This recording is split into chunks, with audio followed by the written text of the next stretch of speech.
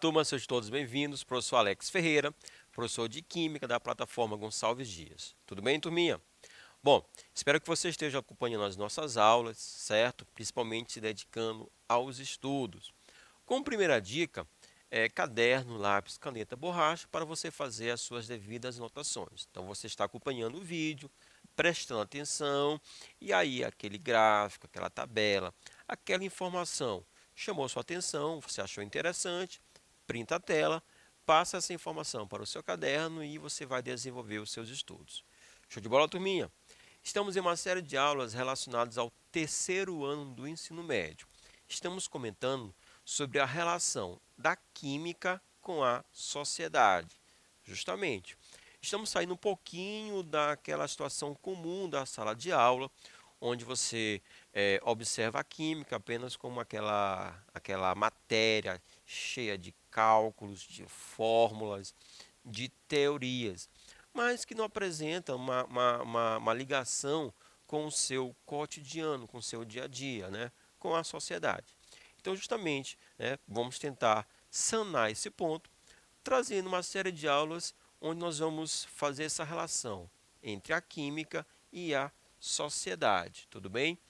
E na nossa aula de hoje, vamos estar falando sobre o progresso material e o problema da poluição. Sim, justamente, o desenvolvimento da humanidade, né, gerou uma série de benefícios. Ok, no entanto, esse desenvolvimento também levou a uma grande poluição, a uma grande devastação de florestas e a poluição de rios, lagos, mares. Então a gente vai estar falando sobre um pouco, né, dessa relação entre a química e a sociedade e a poluição.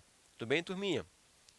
Então acompanhe, só que para a gente poder começar a falar sobre essa relação, a gente precisa dizer que a química é uma ciência que estuda, né, a matéria e a energia envolvida nas transformações dessa matéria. Então, a matéria ela sofre uma série de transformações, processos de transformações da matéria. O mundo atual enfrenta problemas de poluição crescente e constante agressões ao meio ambiente, né? É uma grande problemática e a gente precisa estar equacionando essa situação. Uma parte da poluição nasce nos próprios processos de transformação da matéria, tudo bem? Então, por exemplo, nós temos como matéria-prima a madeira e o ar, certo? Essa matéria ela vai passar por um agente de transformação. Que se você observar na figura, você vai, né, logo detectar que é o fogo, né? Então, o fogo, a energia, o calor. Nós vamos ter alguns produtos finais, uns desejados e outros não desejados. O desejado, né, é a obtenção do calor a partir do fogo, da luz, né? Mas também o que seria não desejado? Cinzas e fumaça. Então, eu quero que você faça, fique atento. Então, nesse processo de transformação da matéria, nós vamos ter a obtenção de produtos desejados. Ok, mas também nós vamos ter produtos não desejados. É inerente a esse processo, certo? O grande X da questão é sempre a gente conseguir uma maneira de estar diminuindo, certo, os produtos não desejados. Vamos continuar com mais alguns exemplos. Ó, matéria-prima, gasolina e o ar. É. O motor aqui do carro seria o agente de transformação. O produto desejado, o produto final desejado, seria o movimento. Mas também, o que seria não desejado? Ó, calor e gases, em especial os gases. Então, aquela fumaça que vai sair do escapamento. Isso vai levar a um problema, certo? Que seria a poluição atmosférica. Uma outra matéria-prima, minério, certo? O minério e também o carvão, que pode ser um carvão vegetal, certo? Então, o fogo, na verdade, que aqui seria a siderúrgica, a indústria seria o agente de transformação. O produto desejado seria o metal. Agora, nós vamos ter impurezas, chamamos de escórias. Essa impureza, né, essas impurezas, elas precisam ser descartadas. E esse processo de descarte, ele tem que ser o melhor possível, porque senão vai gerar uma poluição, ou do solo ou das águas, certo? Observe que as transformações produzem em geral aquilo que se deseja, tudo bem? Mas também algo indesejado, né? Os resíduos. Se não forem tratados adequadamente ou então reaproveitados, esses resíduos, ao serem descartados, irão criar o que se poderia chamar de primeira onda de poluição. Tudo bem? Então, naqueles exemplos que nós citamos, né, sempre ao final, nós tínhamos produtos desejados e também produtos não desejados, certo? Então, esses produtos não desejados, esses resíduos, eles não podem ser descartados de qualquer forma, porque senão vai gerar uma poluição. Tudo bem, turminha? O que podemos dizer sobre as matérias-primas? É importante lembrar que até hoje só podemos dispor da matéria que já existe no planeta Terra, certo? Nós só utilizamos o que existe aqui no nosso planeta, ok? De fora, certo? Do universo, o que chega até nós? Somente a energia solar. Essas matérias-primas, elas podem ser classificadas como recurso renovável, a água, o ar, o sol, as plantas, né, hidrelétrica, energia eólica, energia solar, biomassa, são recursos renováveis. E nós temos também os recursos não renováveis, os combustíveis fósseis, certo? O petróleo, carvão mineral, o gás natural, né? O urânio, que é usado na obtenção de energia, né, a partir da energia nuclear, são recursos não renováveis. O que vai diferenciar um recurso, ou seja, a classificação de um recurso em renovável ou não renovável, é se a gente consegue obter, né, aquele produto em uma escala de tempo curta. Então, por exemplo, as plantas, a biomassa, a gente pode obter, por exemplo, o biocombustível, né? Então, esse biocombustível, por exemplo, o etanol, ele é obtido a partir da cana-de-açúcar.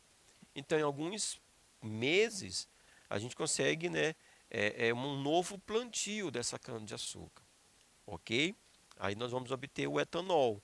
Agora, a gasolina, que é extraída a partir do petróleo, o petróleo, né, para se formar, a gente precisa de alguns milhões de anos para que esse processo todo possa ocorrer.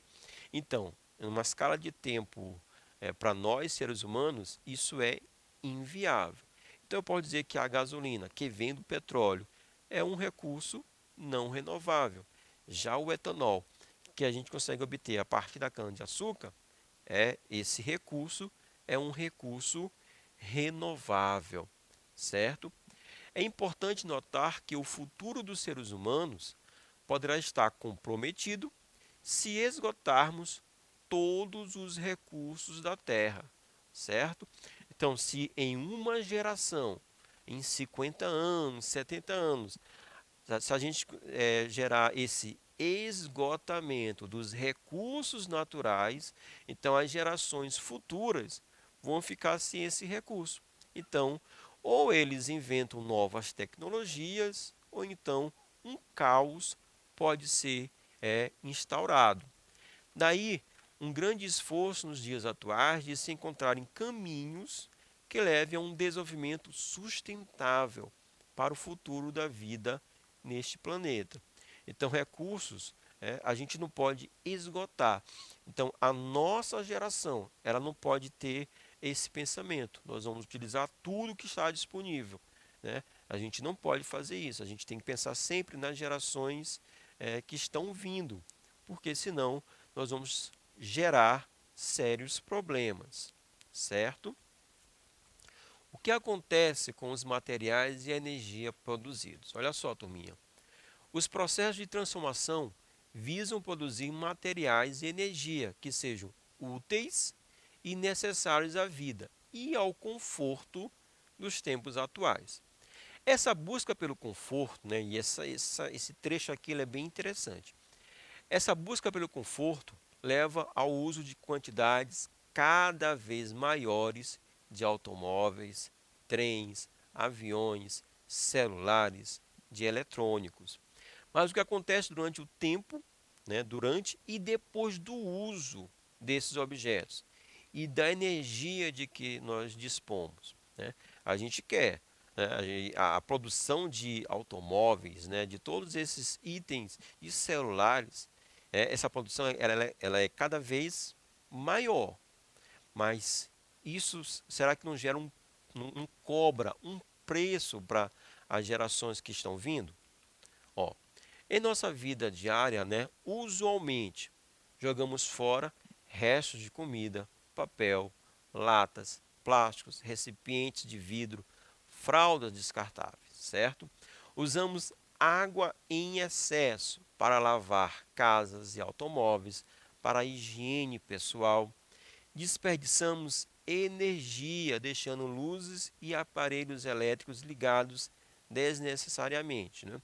Isso aqui a gente usualmente isso acontece conosco, com a nossa família, né? Na nossa casa.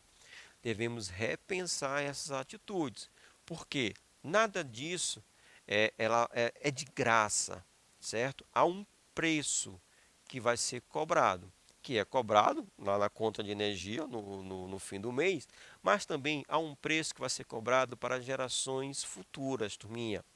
Então nós temos que ficar ligado a essas situações.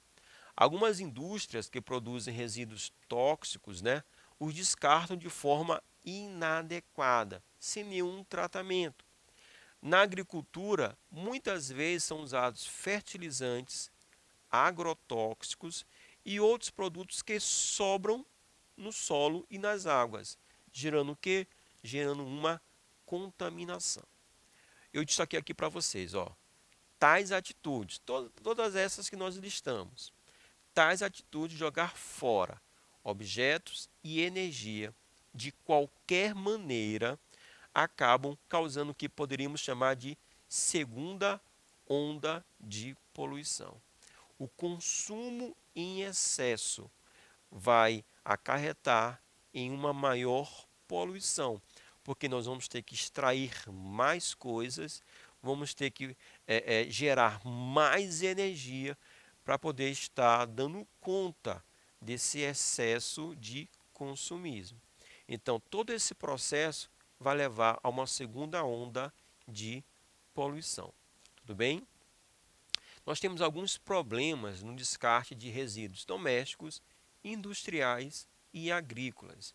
Então, nós temos resíduos gasosos. Então, resíduos gasosos são frequentemente lançados no ar e produzem a poluição atmosférica. Então, alguns anos anteriores, nós tivemos muitas cidades que sofreram com essa poluição atmosférica. Cidades que apresentavam um alto grau de industrialização, só que essas indústrias não apresentavam filtros, né, nas suas chaminés. Então, lançavam gases e gases e gases, toneladas, sem nenhum controle, né, sem filtros que pudessem estar diminuindo a poluição, certo? Resíduos líquidos podem ser levados por esgotos domiciliares, industriais ou agrícolas para os rios e lagos, e aí produzir o que? A poluição das águas. Resíduos sólidos são recolhidos e muitas vezes depositados em lixões improvisados no solo. Temos então a poluição do solo, a poluição do subsolo e das águas subterrâneas. Então aqui você observou que um descarte, né, feito de forma errada, sem nenhum preparo, vai levar a uma poluição atmosférica, a uma poluição das águas e a uma poluição do solo. Então, é difícil a gente verificar alguma coisa que fique de fora, certo? Porque a poluição, ela alcança todos os níveis da nossa sociedade. Resíduos de origem vegetal ou animal, por exemplo, restos de comida, de frutos, apodrecem com o tempo, isto é, se decompõem pela ação da umidade, do calor e de micro-organismos. São resíduos chamados biodegradáveis e constituem o lixo orgânico, certo? Então, esse lixo orgânico, ele pode ser reaproveitado, certo? Gerando o quê? Podendo gerar o gás metano e pode ser usado no aquecimento das casas e pode ser usado como também nas indústrias para poder gerar energia elétrica. Resíduos de materiais artificiais. Então, nós temos gases nocivos, líquidos tóxicos, plásticos, metais, vidro, cerâmica. Esses materiais, olha só, demoram muito mais tempo para se decompor na natureza, né? É uma contrapartida com relação ao lixo orgânico. Então, por exemplo, o tempo de decomposição no solo do alumínio é de cerca de 1000 anos. O do vidro, 10.000 anos. Aqui se encaixam os chamados lixos minerais ou lixos inorgânicos. Então, esse tipo de material sendo descartado, jogado nos lixões, eles vão permanecer lá por muito tempo, 1000 anos, 10.000 anos. Então, várias gerações vão ter que enfrentar esse tipo de poluição. Grande parte dos problemas trazidos pelo lixo está nos plásticos. Nos lixões, os plásticos permanecem intactos por muito tempo, pois a maioria dos plásticos eles não são biodegradáveis. Na verdade, o que nós temos aqui é que o plástico é uma invenção do homem, certo? Muito recente. Então, a natureza ainda não sabe como lidar com esse tipo de material. Então, por isso que a maioria dos plásticos não são biodegradáveis. E esses plásticos, né, eles vão se acumulando e nós podemos encontrar o descarte desse tipo de material em rios, e isso vai levar, né, os rios vão levar esse material para os mares, então acaba que aqueles animais marinhos estão muito distantes da nossa casa, mas por causa de um descarte incorreto, né, desse material, desse plástico, também vão sofrer as consequências.